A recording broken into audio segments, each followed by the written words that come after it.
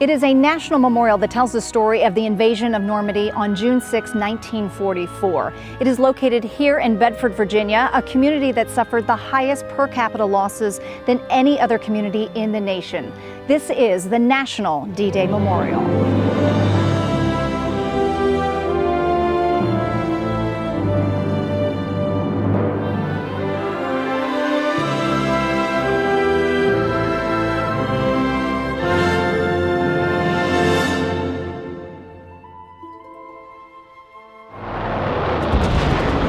The Great Crusade, one that would eventually change the course of World War II, but not before thousands of lives were lost. And it's here in Bedford where visitors can take a beautiful and symbolic journey that tells the story of that fateful day and honors those who were lost.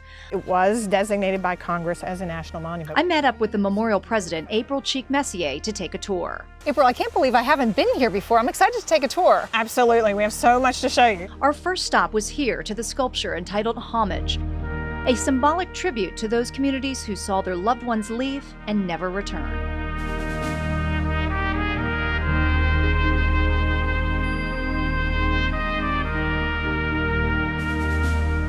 We like to bring people here because everybody has that question, why is the National D-Day Memorial here in Bedford, Virginia? So we bring them here to talk about the Bedford Boys and their significance on D-Day.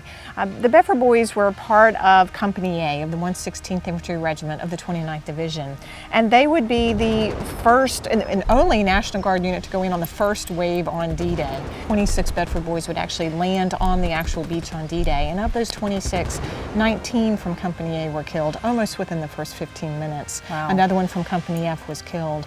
So 20 from Company A, which is why Congress decided that Bedford, Virginia was a very appropriate place to put the nation's monument to D-Day. The memorial is laid out chronologically to tell the story of every aspect of D-Day. The English garden in the shape of the Schaeff insignia represents the planning of the invasion. You see the rainbow Yes. across the top, the sword there in the center, representing, very symbolic. And that patch was actually designed by General Eisenhower himself, who saw D-Day as the Great Crusade. It was such an important event.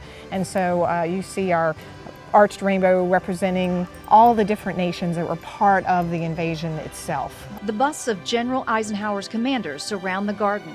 At its base, a full-figure bronze statue of General Eisenhower, which stands beneath a tiled battle map of the invasion plan. And what I love about the photograph that this is taken from, and this sculpture in particular, is that it looks as if he's given some grand war speech just on the eve of the battle. Right. But he's not. He's walking up to each soldier and saying, "Where are you from, soldier?" And this one soldier responds, "I'm from Michigan, sir." And he says, "Oh, great fly fishing in Michigan." Such a great story that really captures who General Eisenhower was. A man who loved his troops and knew what a huge sacrifice many of them were about to make.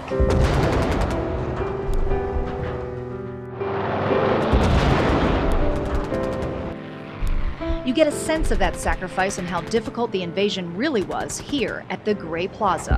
This is probably the most powerful part of the memorial. You can see our Higgins boat with the ramp down, the troops coming off, waist deep in the water. Most of them were carrying 75 to 100 pounds of equipment. Incredibly difficult over a wide open beach. The Germans are firing at them the entire time. It's a miracle any of them really survived. The names of those who didn't survive are listed along the memorial wall, a list of not only the American soldiers but also Allied troops, a list that took researchers at the memorial over a decade to compile.